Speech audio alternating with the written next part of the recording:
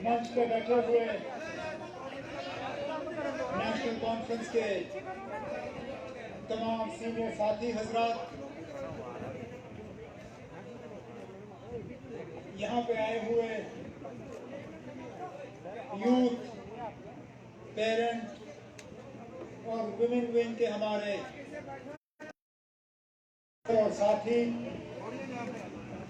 आप सबको मेरे तरफ से अस्सलाम वालेकुम, आदाब और सत श्री अकाल।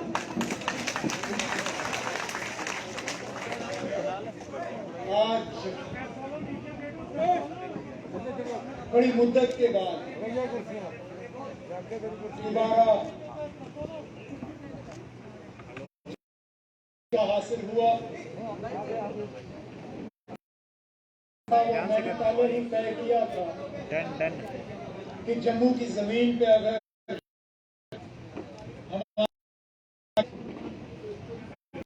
पहले अपने दफ्तर शेर कश्मीर भवन आके अपने साथियों से मुलाकात करेंगे,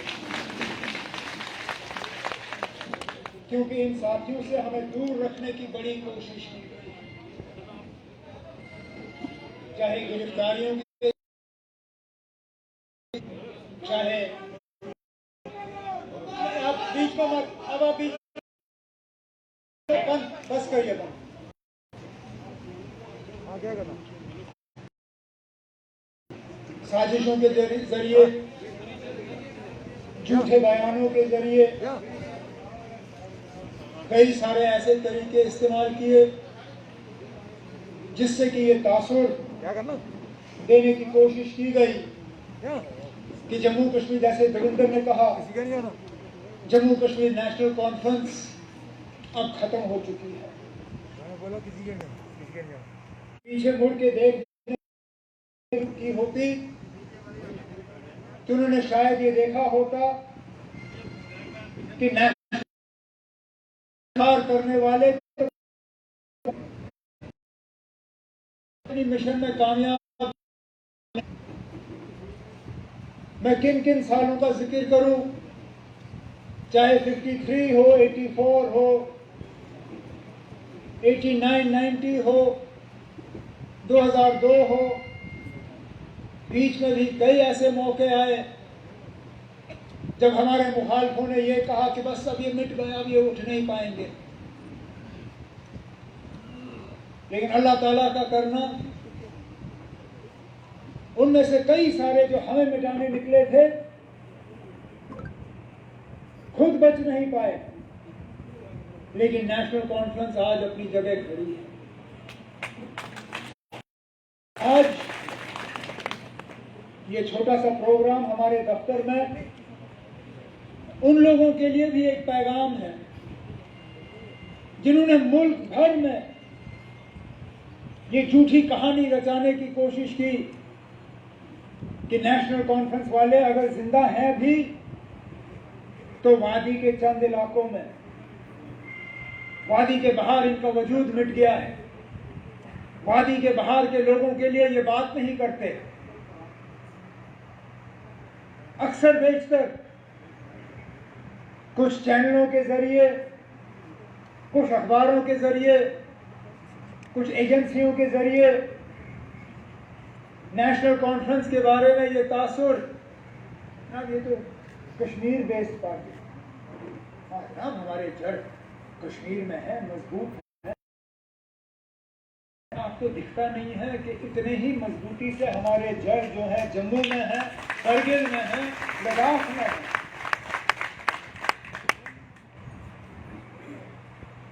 नेशनल कॉन्फ्रेंस ने कभी इलाकाई सियासत नहीं की है।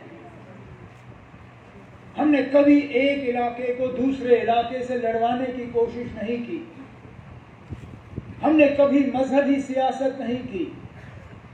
हमने कभी एक मजहब को दूसरे मजहब से लड़ाने की कोशिश नहीं की। हमने कभी बरादरी की, जात की सियासत नहीं की। हमने कभी किसी एक जात को दूसरी जात से लड़वाने की कोशिश नहीं की। नेशनल कॉन्फ्रेंस ने हमेशा कहा है कि हमें जो नारा विरासत में शेर कश्मीर शेख मोहम्मद अब्दुल्ला ने दिया है, हम उसी को लेके चलते हैं। शेर कश्मीर का क्या इरशाद, हिंदू मुस्लिम सिख इत्तेहाद।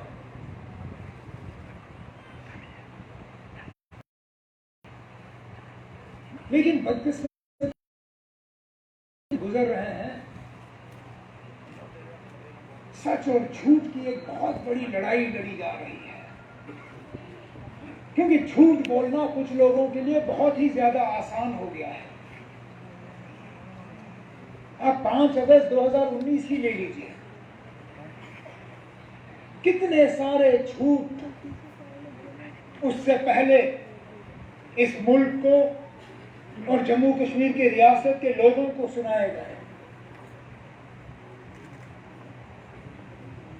यहां तरक्की नहीं है, यहां रोजगार नहीं है, यहां गुर्बत है,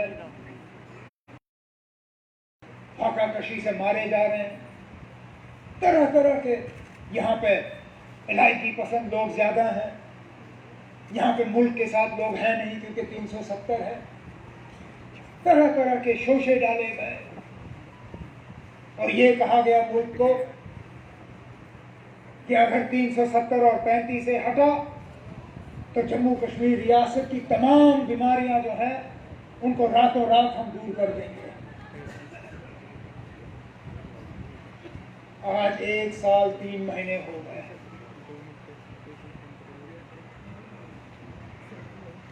कौन सी बीमारी का इलाज हमारे सामने है?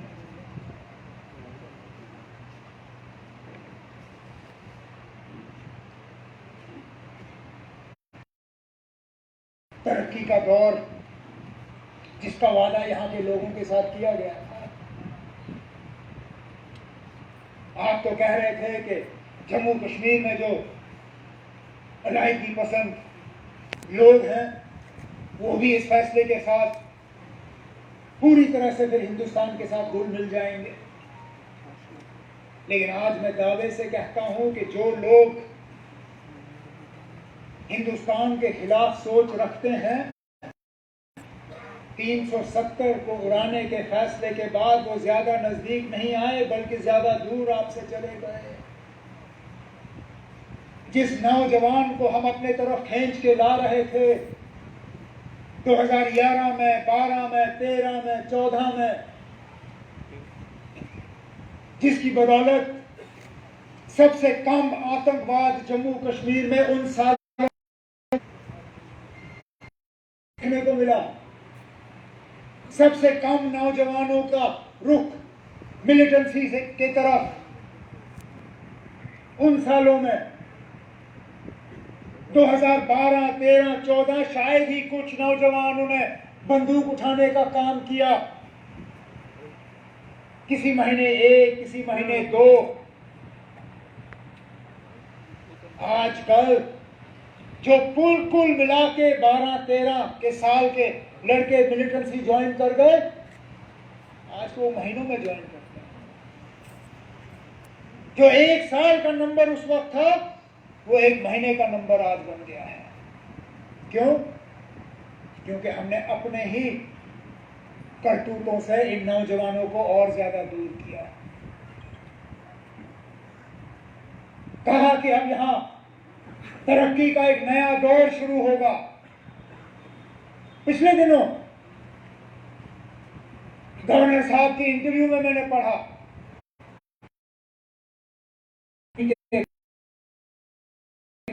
ये इनको कुछ ज्यादा भारी पड़ना शुरू हो गए हैं, तो कहा कि अब फैक्ट्रियां लगेंगी।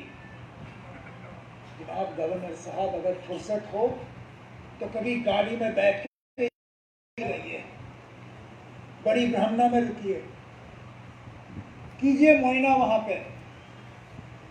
अगर आपको फैक्ट्रियां नजर नहीं आई तो मेरा नाम बदल दीजिए। बड़ी ब्राह्मणा से निकल के जरा सांबा के और जाइए। फुर्सत हो तो उस वक्त के इंडस्ट्रीज मिनिस्टर को अपने साथ बुलाइए, सलाखिया साहब को, और उनसे जरा पूछिए कि क्या ये फैक्ट्रियां 370 या 370 हटने के बाद लगी। जो industrial growth phase 1, phase 2, phase 3 जिसकी बदौलत वहां बड़े बड़े कारखाने लगे, उनको 370 हटने की जरूरत नहीं पड़ी लगाई, या 5 अगस्त 2019 के बाद? जवाब आपको खुद ब खुद मिल जाएगा। कश्मीर में अगर आज फैक्ट्रियों की कमी है, वो 370 की बदौलत नहीं, वो खौफ और डर की बदौलत। अगर आज तक हम किश्तवाड़ में या डोडा में या राजौरी में या पुंछ में ज्यादा लोगों को कारखाने लगाने के लिए तैयार नहीं कर सके, वो 370 की बदौलत नहीं, वो हमारी ज्योग्राफिया की बदौलत। तो फिर किसको ये झूठी कहानियां? बड़ा जी इंडस्ट्रियल इन्वेस्टमेंट समिट होगा, डेट भी तय किए गए। उस वक्त के गवर्नर साहब ने बहुत जोरों शोर से कहा अब लाखों करोड़ आएंगे। कहां गए वो लाखों करोड़?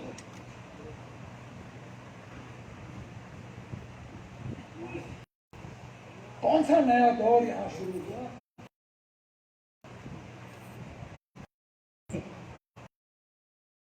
ऐसा नहीं आते।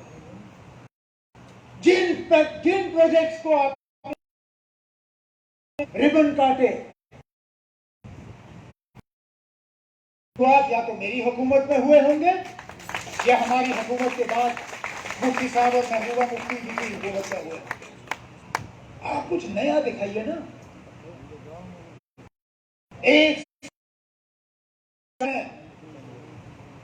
पूछिए गुलाम नबी आजाद साहब से, जिन्होंने एक डेढ़ साल में बड़ी बड़ी बिल्डिंगें खड़ी की, चाहे वो म्यूजियम हो, चाहे हज हाउस हो, और जम्मू में भी काफी सारी चीजें बनी। एक साल शुरुआत करने के लिए तो बताएं ना, कहां हुई शुरुआत, क्या किया? इसलिए हम 2019 से पहले कहते थे इस झांसे में मत आइए कि 370 और 35A का हटना जम्मू कश्मीर के लिए फायदेमंद साबित होगा। सबसे बड़ा नुकसानदेह अगर फैसला जम्मू कश्मीर के लिए लिया गया है, वो 5 अगस्त 2019 का फैसला था। आज हम अपनी जमीनों पे भी सही तरीके से सलामत नहीं है, और हम बार बार उस वक्त कहते थे कि जम्मू के लोगों होशियार रहो, कश्मीर तक पहुंचना है। कश्मीर की जमीनें जब वो खरीदने आएंगे तो आएंगे, लेकिन उससे पहले वो जब मिलते हुए यहां से निकल जाएंगे। और ये हकीकत है, ये सच्चाई है। तभी तो ये बीजेपी वाले अपने फोन बंद करके बैठे रखते हैं, क्योंकि इनके पास जवाब नहीं। जब ये कहते हैं कि हमें वजीर आजम साहब ने यकीन दिलाया है कि हमारी जमीनों को कोई खतरा नहीं, हमारे रोजगार को कोई खतरा नहीं, हमारे बच्चों के स्कॉलरशिप को कोई खतरा नहीं, तो शायद दिल्ली से उन्होंने गलत खबर सुन के यहां आपके सामने पेश की। कहते हैं कि किसानों की जमीन जो है उसको कुछ नहीं होगा, लेकिन उसमें भी सच्चाई नहीं। साफ तौर पर उस ऑर्डर में लिखा है कि एक मामूली से सरकारी ऑर्डर और दस्तखत के तहत एग्रीकल्चरल जमीन को नॉन एग्रीकल्चरल जमीन में तब्दील करके बेचा जा सकता है। और अजीब बात यह कि बाकी रियासतों में यही बीजेपी वाले अलग अंदाज में बात करते हैं। हरियाणा की हुकूमत ने कल ही कहा कि 75% नौकरियां हरियाणा के लोगों के लिए रखी जाएंगी। अरे वाह, आपके लिए वहां एक कानून, और जब हम अपनी नौकरियां अपने लिए बचा के रखते थे, आप कहते थे तो चाहिए। हम ये निजाम होने नहीं देंगे। एक मुल्क में अलग अलग सिस्टम हो नहीं सकते। अरे भाई, अगर हो नहीं सकते तो फिर ठीक है। मेरे जम्मू के रहने वाले हरियाणा जाके बिना किसी रुकावट के वहां जमीन खरीदे, नौकरियां लें, मैं भी देखूं। वो आप होने नहीं दोगे। हिमाचल में आप हमें जमीन खरीदने नहीं दोगे, नौकरी तो दूर की बात। मैं किन किन रियासतों का नाम लूं जहां हिंदुस्तान के आईन ना वहां पे रोजगार हासिल, लेकिन सिर्फ जम्मू कश्मीर का कानून उनको भटका, क्योंकि जम्मू कश्मीर के लोगों ने यहाँ पे उनको इख्तियार नहीं दिया, बदला लिया गया। कोई भी बाशिंदा इस रियासत का इस फैसले के साथ नहीं है।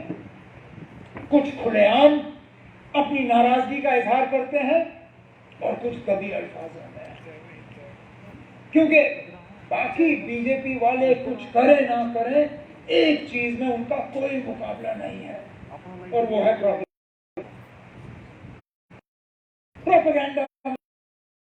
मुकाबला नहीं है। शायद इससे पहले अगर मुकाबला था तो हिटलर की हुकूमत में, उसके बाद शायद ही कोई हुकूमत ऐसी आई होगी जिसने प्रोपेगेंडा का इतना इस्तेमाल किया हो। जैसे ही कोई 370 की बात करे, इनका मशीन चालू हो जाता है। कुछ अपने सोशल मीडिया के जरिए, कुछ व्हाट्सएप के जरिए, और कुछ इनके चाहे हुए चैनलों के जरिए। देखो जी, 370 की बात हो गई, ये पाकिस्तान की बात कर रहा है। अरे भाई, 370 का जिक्र पाकिस्तान के आईन में नहीं हुआ था। 370 का जिक्र अगर हुआ था तो हिंदुस्तान की आईन में हुआ।